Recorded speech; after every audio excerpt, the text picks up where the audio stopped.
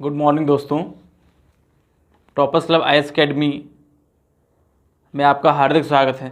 दोस्तों, मैं मानवेंद्र आपके लिए जो टेट और सीटेट का जो एग्ज़ाम्स होता है उसी से रिलेटेड जो एक बाल विकास का जो सेक्शन होता है उसी के बारे में आपको आज विस्तार से बताऊंगा और छोटे छोटे क्लिप्स के माध्यम से आपको जो मेन पॉइंट्स हैं सीडीपी से उनके जो क्वेरीज है उनको कैसे हम पढ़ाई करें, कैसे अंडरस्टैंड करें, उनके बारे में आपको विस्तार से बताऊंगा और देखेंगे कि जो मेन फैक्ट्स हैं उनको मैंने निकाल के आपकी पीपीटी के माध्यम से बताने की कोशिश की।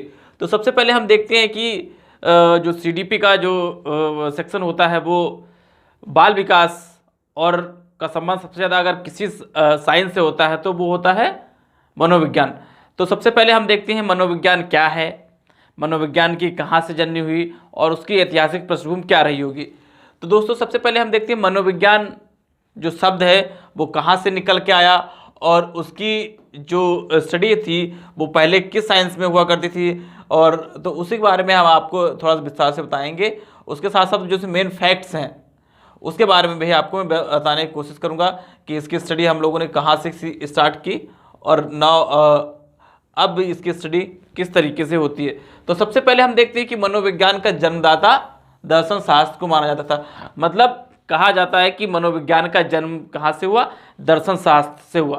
तो इस प्रकार हम देखते हैं कि मनोविज्ञान का जो पहला सेक्शन होता है या पहला जो हमारा क्वेश्चन आएगा, मतलब मनोविज्ञान का जन्म किस साइंस से हुआ, तो सबसे पहले हम बताएंगे वो मनोविज्ञान का जन्म दर्शन शास्त्र से हुआ। तो उस समय मनोविज्ञान को क्या कहा जाता था और उसकी क्या ऐतिहासिक पृष्ठभूमि थी, तो उसके बारे में मैंने बताया कि सामान्यतः अर्थों में मनोविज्ञान मन का विज्ञान या मानसिक क्रियाओं का अध्ययन का विज्ञान कहा जाता है। ठीक है, सामान्य अर्थों में अगर जनरली कोई हमसे पूछता है तो हम अपने अकॉर्डिंग मनोविज्ञान को मन का विज्ञान या मानसिक क्रियाओं के विज्ञान की संज्ञा देते हैं। इसके बाद में देखते हैं मनोविज्ञान मानव के व्यवहार, आचरण, स्वभाव के साथ साथ व्यक्ति एक दूसरे से कैसे संप्रेषण करता है इसका भी अध्ययन किया जाता है। मतलब मनोविज्ञान की जो परिभाषा थी थोड़ा उसको और हमने क्या किया, डिफाइन कर दी। ठीक है,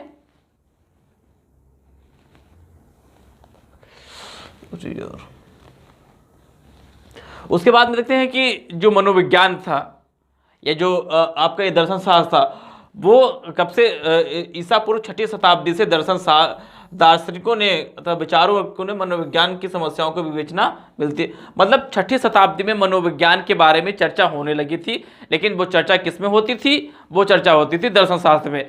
तो 6ठी शताब्दी से ही मनोविज्ञान की उत्पत्ति की या खोज करने की चेष्टा चलने लगी, लेकिन वो दर्शन शास्त्र के अंतर्गत होती है। भारतवर्ष में सबसे पहले इसका अध्ययन दर्शन शास्त्र, इसे विदेशों में भी मनोविज्ञान का अध्ययन दर्शन शास्त्र में किया जाता था, उसी प्रकार से इंडिया में भी इसका अध्ययन दर्शन शास्त्र में किया था।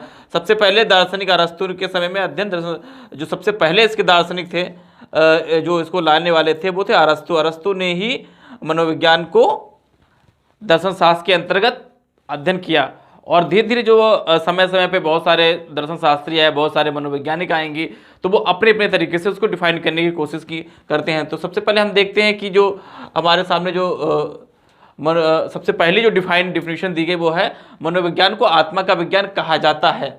ठीक है, ये कब कहा जाता है? ठीक, मनोविज्ञान क्या है? आत्मा का विज्ञान है। ये किसने कहा और कब कहा और इसके प्रतिपादक कौन थे, बस हमको इतना याद रखना है कि मनोविज्ञान आत्मा का विज्ञान है, किसने कहा और कब शताब्दी में क्या। मनोविज्ञान को अंग्रेजी भाषा के साइकोलॉजी का जो हिंदी रूपांतरण है, इस शब्द की उत्पत्ति यूनानी भाषा के साइकी, याद रखने वाला, इस शब्द की उत्पत्ति किस शब्द से हुई? यूनानी भाषा के साइकी तथा लोगस से हुई। साइकी का अर्थ है आत्मा और लोगस का अर्थ है शास्त्र। ठीक है, इस प्रकार का अर्थ हुआ आत्मा का विज्ञान, क्योंकि आत्मा की व्याख्या दर्शन शास्त्र में की मूल वस्तु रही है। मतलब दर्शन शास्त्र की जो मूल शब्दावली हम कह सकते हैं वो रहती है आत्मा। मतलब दर्शन शास्त्र की होलिस्टिक स्टडी अगर की बात करते हैं तो वो कहीं न कहीं जो व्यक्ति की आत्मा होती है या जो किसी भी जीव जंतु की आत्मा है उसी से रिलेटेड लगाई जाती है। तो इस प्रकार से मनोविज्ञान की जन्म क्या हो, किन दो शब्दों से? यूनानी भाषा के साइकी और लोगस से हुआ। अब हम देखते हैं कि जो मनोविज्ञान है वो इसको 16वीं शताब्दी में ये परिभाषा दी गई थी। 16वीं शताब्दी में ग्रीस देश के दार्शनिक प्लेटो, अरस्तु और डेकार्ट। ठीक है, याद रखना 16वीं शताब्दी में मनोविज्ञान को आत्मा का विज्ञान कहा गया। किसने कहा? प्लेटो ने कहा, अरस्तु ने कहा और डेकार्ट ने ठीक है। इन लोगों ने मनोविज्ञान को आत्मा के विषय के विचार करना माना। मतलब उस समय क्या था, 16वीं शताब्दी में इन तीनों दर्शन शास्त्रियों का मन था कि जो मनोविज्ञान है वो आत्मा का विज्ञान है। ठीक है। तो धीरे धीरे वही मनोविज्ञान की डेवलपिंग के बारे में स्टार्ट होने लगा, बहुत सारे विज्ञानों के अलग अलग तर्क हैं। उसके बाद में एक फेमस साइकोलॉजिस्ट आए हैं जे.एस. रॉस। जे.एस. रॉस ने कहा कि नहीं, पहले मनोविज्ञान को आत्मा का विज्ञान से लगाया जाता था, परंतु यह परिभाषा, तो जे.एस. रॉस ने बोला कि नहीं, आत्मा की स्टडी हम साइकोलॉजी में नहीं कर सकते, क्योंकि उसका अगर हम साइकोलॉजिकल एनालिसिस करेंगे। अब बात आती है विज्ञान की। यहाँ पे विज्ञान में क्या होता है, क्रमबद्ध और सुव्यवस्थित ज्ञान को हमको होना चाहिए, लेकिन आत्मा के साथ ऐसा कोई भी परिदृश्य नहीं था कि जो आत्मा को हम जस्टिफाई कर सकें कि ये साइंस है। तो इसलिए जे.एस. रॉस ने इस परिभाषा को नकार दिया।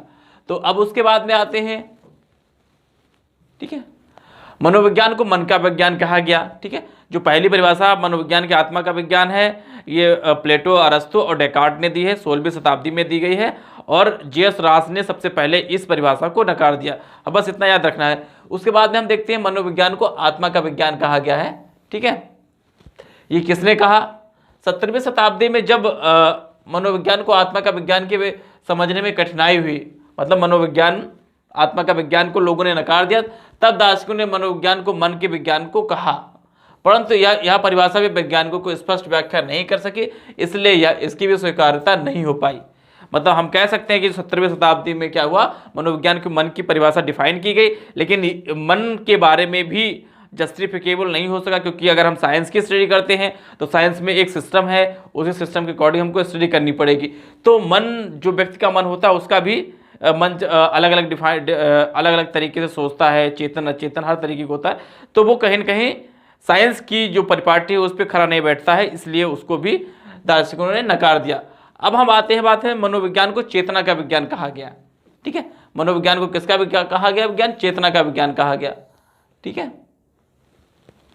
ये कब कहा, साइंस इज द कॉन्शियसनेस। 19वीं शताब्दी में विद्वान ने मनोविज्ञान को चेतना का विज्ञान कहा। इसके प्रतिपादकों में विलियम जेम्स है, बुंट हैं और जेम्स ली हैं आदि। इनके अनुसार मानव की चेतना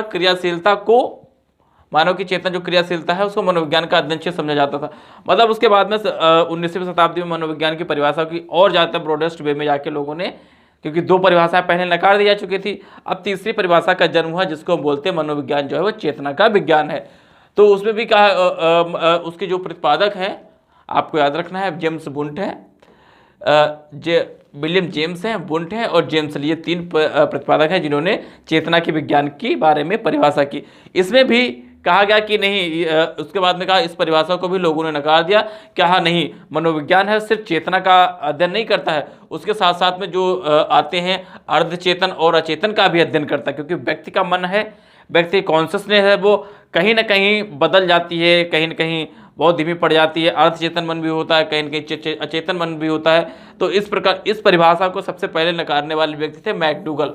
मैकडूगल ने सबसे पहले मनोविज्ञान को चेतना के विज्ञान की परिभाषा के बारे में कमेंट किया, आलोचना की, और इस तरीके से मनोविज्ञान को चेतना का विज्ञान की परिभाषा समझने की जस्टिफाई नहीं हो पाई। ठीक है। अब हम नेक्स्ट देखते हैं। इसके बाद में कहा गया मनोविज्ञान व्यवहार का विज्ञान है। मतलब मनोविज्ञान किसका विज्ञान है, व्यवहार का। तो ये मॉडर्न परिभाषा में इसके बहुत सारे जो प्रतिपादक हैं, जो मॉडर्न साइकोलॉजिस्ट हैं, उन्होंने भी इस चीज़ को स्वीकार किया था, लेकिन बाद में इसका भी कहीं ना कहीं खंडन हुआ, क्योंकि जैसे जैसे हम किसी भी सब्जेक्ट की डेवलपिंग करते हैं तो हमारे सामने बहुत सारी कठिनाइयाँ आती, बहुत सारा क्षेत्र बढ़ जाता है। क्योंकि जब हम किसी भी चीज़ की खोज करते हैं, किसी भी कंटेंट को बनाते हैं, तो उस टाइम ऑफ ड्यूरेशन के हिसाब से बनाते हैं। जैसे बहुत पहले हम लोग डिजिटल टेक्नोलॉजी से कभी सोचे ही नहीं थे कि हम डिजिटल टेक्नोलॉजी के द्वारा पढ़ेंगे, लेकिन आज हम डिजिटल टेक्नोलॉजी के थ्रू पढ़ रहे हैं। तो जो इन्वेंशंस होते हैं वो उसको ऐड करते हैं, इसलिए जो पुरानी परिभाषाएं होती हैं उनका रूप बदल जाता है। उसके बाद में क्या, मनोविज्ञान व्यवहार का विज्ञान है। ये किसने कहा, 20वीं शताब्दी में व्यवहारवादी प्रोफेसर वाटसन ने मनोविज्ञान के व्यवहार के विज्ञान कहा। वाटसन के अनुसार व्यवहार एक क्रिया है जिसे वस्तुगत रूप से देखा और अवलोकित किया जा सकता है। ठीक है। तो 20वीं शताब्दी में मनोविज्ञान व्यवहार का विज्ञान है। ये परिभाषा किसने दी, प्रोफेसर वाटसन ने दी। इन्होंने कहा मनोविज्ञान जो है वो व्यवहार का विज्ञान है। ठीक है। अब इसके बाद में हम देखते हैं कि जेम्स ड्रोवर ने मनोविज्ञान को विधायक का विज्ञान कहा। ठीक है। जेम्स ड्रोवर ने विधायक का विज्ञान कहा। ठीक है, ठीक है। इसके बाद हम देखते हैं कि जो व्यवहारवादी वैज्ञानिक हैं, एक सूत्र में इसको व्यक्त किया। सबसे पहले कहा उत्तेजक स्टिमुलस होता है, प्राणी होता है, फिर अनुक्रिया करता है। ये एक सूत्र है इन लोगों ने दिया है कि जो व्यवहार का विज्ञान है वो इस तरीके से काम करता है, उत्तेजक होता है, प्राणी होता है, फिर अनुक्रिया करता है। इसके बाद हम लास्ट डेफिनेशन देखते हैं कि मनोविज्ञान व्यक्ति की क्रियाओं का अध्ययन करता है। सोशियोलॉजी द ह्यूमन एक्टिविटीज इसके प्रतिपादक हैं। कुछ वैज्ञानिकों ने मनोविज्ञान को प्राणी क्रियाओं का विज्ञान कहा। इसके प्रमुख प्रतिपादकों में वुड्सवर्थ है। वुड्सवर्थ, ये हमेशा याद रखना कि वुड्सवर्थ की जो डिफिनेशन है, इन्होंने मनोविज्ञान जो है क्रियाओं का विज्ञान कहा है, वातावरण संबंधित क्रियाओं का विज्ञान करता है। इसमें शारीरिक मानसिक क्रियाएं, शारीरिक क्रियाओं में चलना बोलना आता है, ज्ञानात्मक क्रियाएं देखना सुनना स्मरण करना, विचार संवेगात्मक क्रियाओं में हंसना प्रसन्न करना दुखी होना। इस प्रकार से शारीरिक और मानसिक क्रियाओं को अलग अलग तरीके से इन्होंने डिफाइन किया। तो जस्टिफिकेबल जो लास्ट डेफिनेशन है, फिफ्थ डेफिनेशन है, वो मनोविज्ञान व्यक्ति क्रियाओं का अध्ययन करता है। उसमें कुछ हद तक जैसे स्मरण विचार करना संवेगात्मक आदि सभी तरीके से चीज़ें जो होती हैं परिपूर्ण आ जाती हैं। तो इस तरीके से हम कह सकते हैं कि समय समय पर मनोविज्ञान के बारे में समय समय अलग अलग अपने राइटरों ने उसको डेवलप किया और एक मनोविज्ञान को साइंस की तरफ दर्जा देने की कोशिश की। तो दोस्तों आज के लेक्चर में ही बस इतना ही। हमने आपको आज की जो उसकी बैकग्राउंडिंग थी, जो पृष्ठभूमि थी, उसकी डेवलपिंग के बारे में, उसके बारे में विस्तार से बताया। तो दोस्तों आज के लिए बस इतना ही। मेरे टॉपर्स क्लब IAS अकेडमी में ऑफलाइन ऑनलाइन दोनों मोड से क्लास चलाई जाती है। आई होप आप ज्वाइन कर सकते हैं, ऑनलाइन भी ऑफलाइन भी। आई होप कि आपको आज का लेक्चर अच्छा लगा होगा। इसके बारे में कोई क्वेरीज है, कमेंट हो तो शेयर आप जरूर करिएगा।